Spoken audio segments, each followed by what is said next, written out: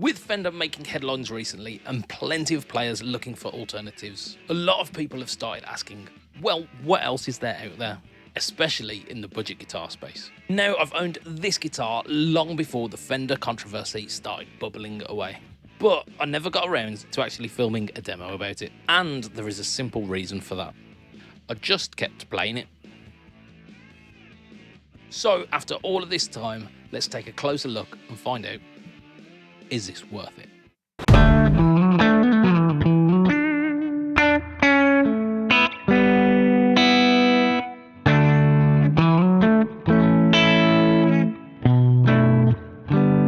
So let's start with something simple, the specs on this guitar. It already gets off to a great start with roasted maple neck and stainless steel frets. And although those things aren't exactly premium price point exclusive anymore, at this price it makes you double take. Roasted maple, of course, used to be a premium upgrade feature, but thanks to the likes of guitar companies like Harley Benton, we're seeing that much more on budget guitars these days. The exact same thing goes for stainless steel frets as well these days. Although it is not exactly universal, it's also not considered exotic anymore. It also offers some hot Alnico pickups as well, which for the price point isn't uncommon, but it is also not standard either.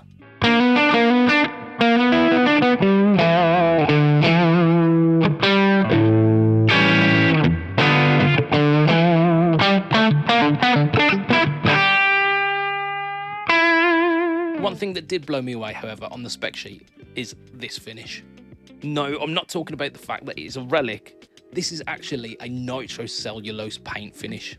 Now, relic finishes aren't exactly everyone's cup of tea. An artist have thought this through because they offer this in both relic and non-relic finishes. I think this is a pretty smart move from artists because relic finishes are quite divisive. But where do you stand on the matter? Do you love them or do you hate them? Let me know down in those comments below. Now, as I mentioned at the start of this video, this is a guitar that I just haven't been able to put down. And some of you might have noticed that it's appearing in a lot of the live streams that I've done recently.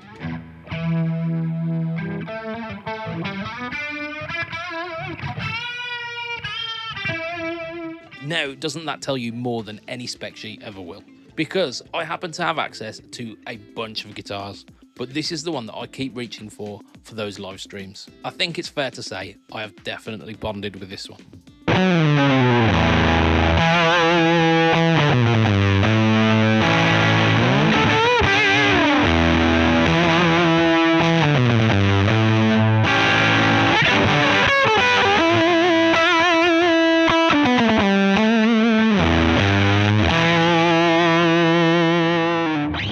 Now, although I've had this for quite some time, I do want to mention the out-of-the-box experience that I had with this one.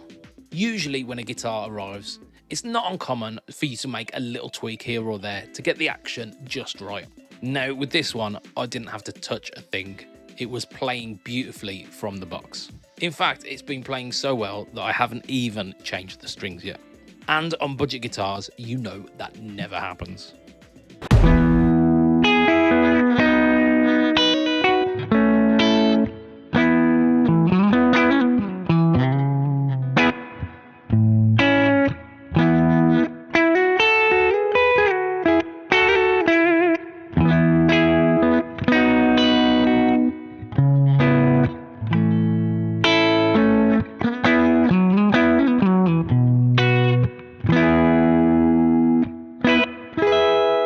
As it stands, this one is around £259 brand new, which is quite a competitive point in the market. Of course, the biggest competitor at this price point is Harley Benton.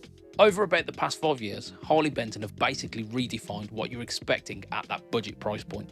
Now, you couldn't mention budget-friendly T-type and S-type guitars without mentioning Jet.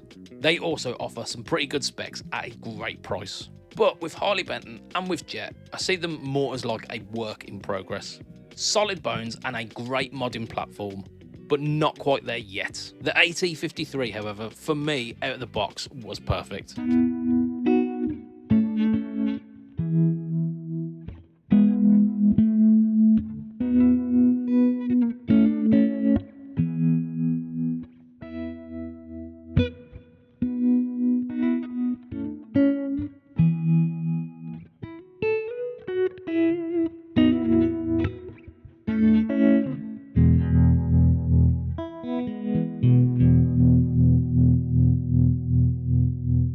So the AT53 definitely checks all the boxes when it comes to specs. I think realistically you'd be hard pushed to match these exact specs even if you doubled that price point.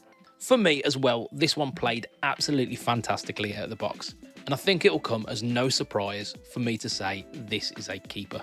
With brands like Artist, Harley Benton and Jet putting out such consistent quality at such a low price point, should Fender now be worried? I'll be really interested to know what you think, so let me know down in those comments below.